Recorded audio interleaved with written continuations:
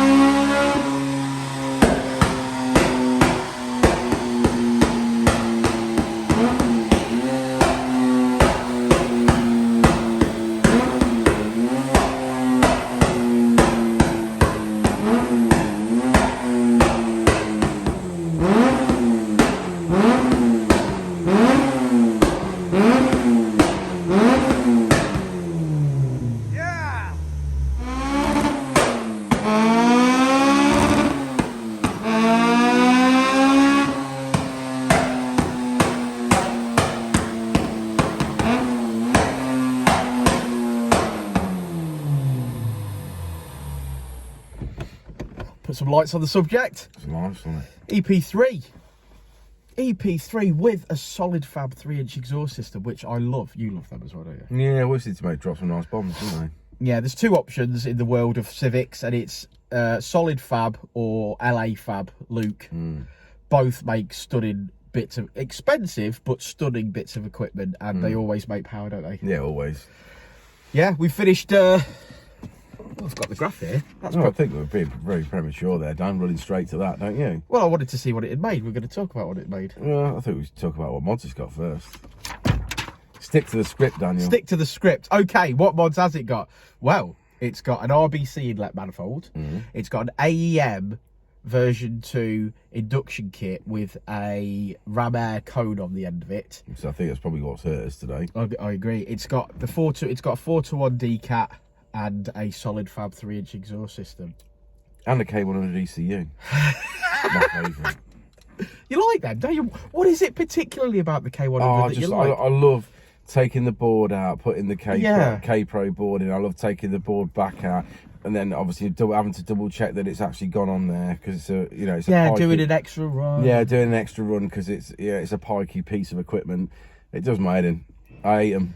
I absolutely hate them, especially when you get one this morning that's just like, I just need this little tweak. Okay, that's great. Go to plug the data lead in. Oh, it's a K100. Yeah. You know what I mean? What would literally take 2 seconds to deal with is then take the ECU out, take the board out, swap a board, put the board back, make sure it's roped to it, deal with it. It's just honestly, they're a nightmare. I hate them.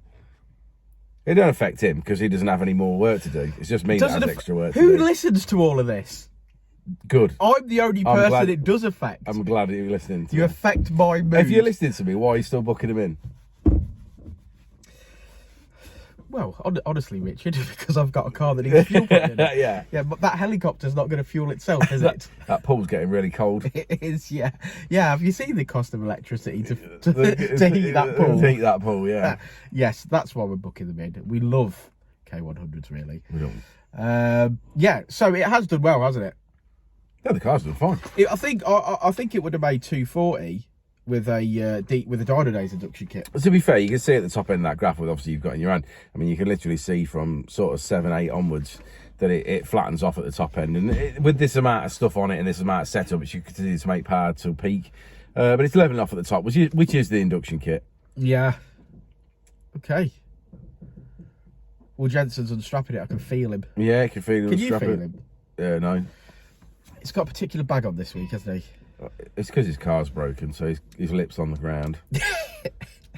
His floppy lip. Yeah, his floppy lip's on the ground. Floppy millennial lip.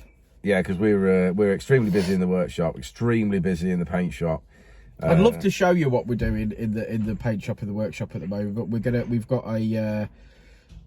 a bit of a challenge ahead of us there. Well, so 2 big reveals really, isn't it? On that side of it, we've got one. We never put the videos on until they're done in the paint shop, and one's sort of coming to a close this week, which is a beautiful, a little FN2. bit, beautiful FN2, a little bit special on the colour. That's all I'm going to say.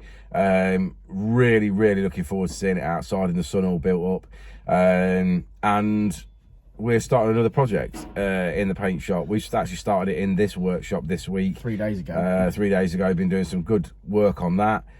Trying to get it sort of ready to go into the paint shop with Keith on Monday. May not happen quite exactly as we planned, but I mean, that's life in it. That's the way it goes. But it's the biggest task that we've undertook. Yeah, without question. So, but there'll be more on it. We're going to run through. It should be the biggest reward. Yeah, once we get this round of work out of the way, I think we'll do a little bit of video of what we've done so far on the car, and then obviously it'll be sort of handing over to Keith then, won't it? Yeah. Do you want to make 2 separate videos for that?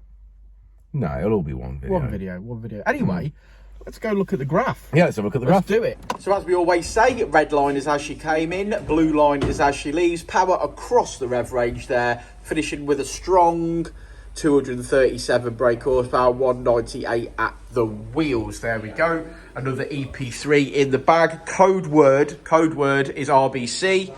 For this video, if you bothered to get this far in the video, we appreciate it. Thank you for your support on YouTube. We do appreciate it. I hope today is the day that you decide to subscribe. Give us a thumbs up, drop us some comments, and we'll see you all on the next one, won't we, Richard? Richard? We'll see you on the next one, won't we, mate? Will do. We will indeed. I'll say it again. Life moves pretty fast.